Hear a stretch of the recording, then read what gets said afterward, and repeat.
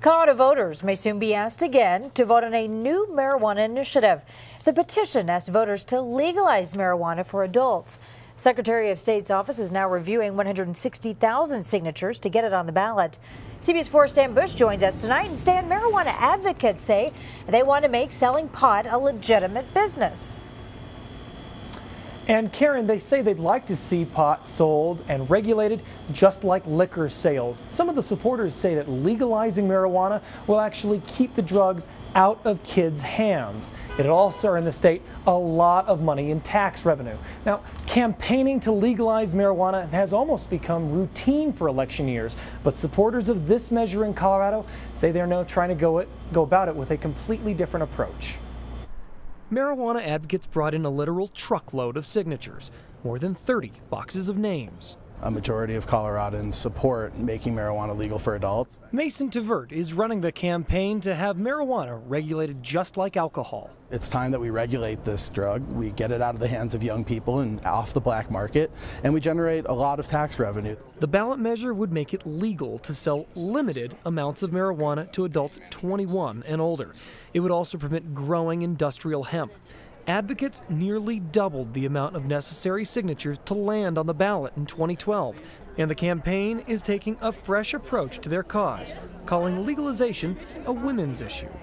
Many women are choosing cannabis for the issues to treat breast cancer, bladder cancer, and the different issues that we have in being able to continue to be mothers and grandmothers to our children. The dirty hippie is just an ugly, outdated stereotype. Women and conservatives and families and business leaders are all part of this effort. Jessica Peck is a medical marijuana attorney and a Republican strategist. She says the issue won't cut down traditional party lines. It would raise much needed tax revenue. It would free our prisons to make room for violent, real criminals, and it would take marijuana out of the hands of kids. The campaign predicts tax revenues to exceed $10 million in the first year if the law passes.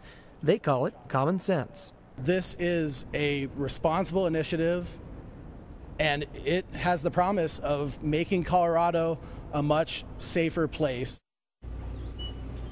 Now, you may remember back in 2010, California tried passing a measure that would legalize marijuana.